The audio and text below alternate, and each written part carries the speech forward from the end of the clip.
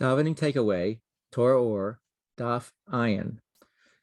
On this daf, we have a very interesting comment about tefillah, and it's talking about the effort that one puts in through the action of the mitzvahs, through speech, which are related to mitzvahs, and then doing the different divrei reshus, things that are permitted in this world. The mimer gives an example of work, and how if we do everything and permitted according to the Torah, in order that we should be able to have money in order to serve Hashem better. So these processes, they now create, or affect rather, the berurim of all those things in the world, all the things from Klipas Noga. And it says that then there's a second step. It's one thing to sift and separate the good from the bad, the spark of godliness away from the negativity, but then it needs to go back up to Hashem, and that's done through tefillah.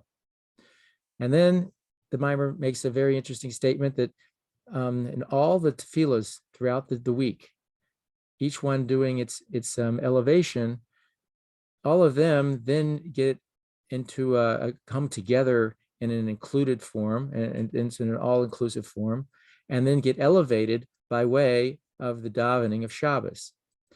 So we have here a multi-level type of process that what tefillah can affect through all our efforts in the davening, elevating the sparks back up, but then a second and a much larger picture of how all those things then get included together and then elevated through the davening of Shabbos. So davening of Shabbos takes on a very special place. And the davening of Shabbos is different than the davening throughout the week. And as we see, and anyone who takes a look, we'll take a look and see and notice that we're not requesting and asking for certain things we need. We're now uniting ourselves with Hashem. And it's possible that maybe we can include this or sort of connect this to something that we say, at least in the nusach of the Ari, in the Tefillas Hashem Siddur, that on Erev Shabbos, or shall we say right after Kabbalah's Shabbos, before we get to Marav, there's a passage of the Zohar that we refer to. And in there, it talks about how Malchus takes on the secret of oneness in order to be united and becoming a oneness that's similar to the higher spheres of oneness. And it's so important to Hashem that Hashem does not sit on his throne, so to speak, until that oneness happens. And it says right after that the davening of Shabbos, in particular the nighttime, the Marav of Shabbos, actually affects that secret of oneness into Malchus, which then brings about an elevation to everything.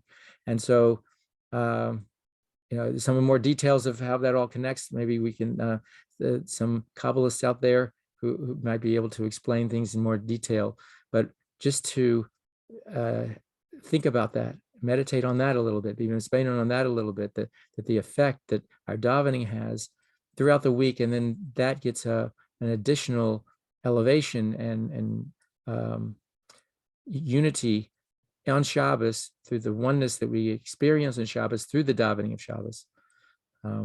It's quite amazing.